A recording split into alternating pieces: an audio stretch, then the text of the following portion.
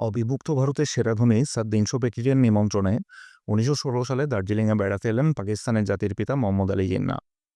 সেখানেই স্যার দিনশোর ১৬ বছর বয়সী কন্যা লেডি রতনবাইয়ের সাথে তার পরিচয়। সে সময় মুম্বাইয়ে লেডি রতনবাইয়ের সৌন্দর্য রীতিমতো চর্চার বিষয় ছিল। সম্পূর্ণ পাশ্চাত্য আবহে বেড়ে ওঠা ১৬ বছরের এই ডাকসাইটে সুন্দরী কিভাবে যে ক্র্যাশ খেলেন বাবার বন্ধু চল্লিশোর্ধ্ব জিন্নার উপর, সেটা আজও এক অমীমাংসিত রহস্য। প্রসঙ্গত, পার্সি ধর্মের অনুসারী স্যার দিনশো একেবারেই অসাম্প্রদায়িক চেতনার মানুষ ছিলেন।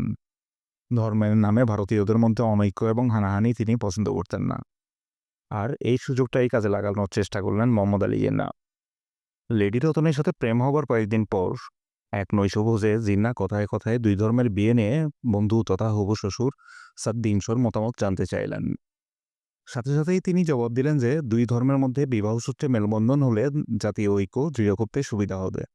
এত সুন্দর যুক্তিপূর্ণ উত্তর স্বয়ং জিন্নাহ বোধহয় দিতে পারতেন না। তাই রীতিমতো আলোর গতিতে স্যার দিনশোকে জানিয়ে দিলেন যে তিনি তার মেয়েকে বিয়ে করতে চান। কিন্তু নিজের প্রায় সমবয়সী বন্ধুর এই প্রস্তাবে সাংঘাতিক উত্তেজিত হয়ে পড়েছিলেন স্যার দিনশো। উত্তেজনা এতটাই ছিল যে অতিথি জিন্নাহকে তিনি সেই মুহূর্তে নিজের ঘর থেকে বেরিয়ে যেতে বলেছিলেন। সেখানেই শেষ নয়, কোর্ট থেকেও এই মর্মে আদেশ বের করালেন যে লেডি রতন প্রাপ্তবয়স্ক না হওয়া পর্যন্ত যাতে জিন্নাহ তার মেয়ের সাথে দেখা করতে না পারেন। দুই ধর্মের মধ্যে বিবাহসূত্রে মেলবন্ধন তত্ত্ব প্রথম পরীক্ষাতেই ব্যর্থ। তবে এত কিছুর পরও লাভ হয়নি। নিজের ১৮তম জন্মদিনে একজোড়া পোশাক আর একটা ছাতা নিয়ে পিতৃগৃহ ত্যাগ করেছিলেন তিনি। সে রাতেই ধর্মান্তরিত হওয়ার পর জিন্নাহ তার নতুন নামকরণ করেন মরিয়ম জিন্নাহ। তাদের নিকাহ নামায় ১,০০১ টাকা দেনমোহরের উল্লেখ থাকলেও জিন্নাহ তার স্ত্রীকে উপহার দিয়েছিলেন ১,২৫,০০০ টাকা। তবে দুর্ভাগ্য, তাদের বিয়েটা সুখের হয়নি। বয়সের বিশাল ব্যবধানের কারণে তাদের মধ্যে মানসিক দূরত্ব সৃষ্টি হয়। খুব দ্রুত তাদের মধ্যকার সম্পর্কে অবনতি ঘটে।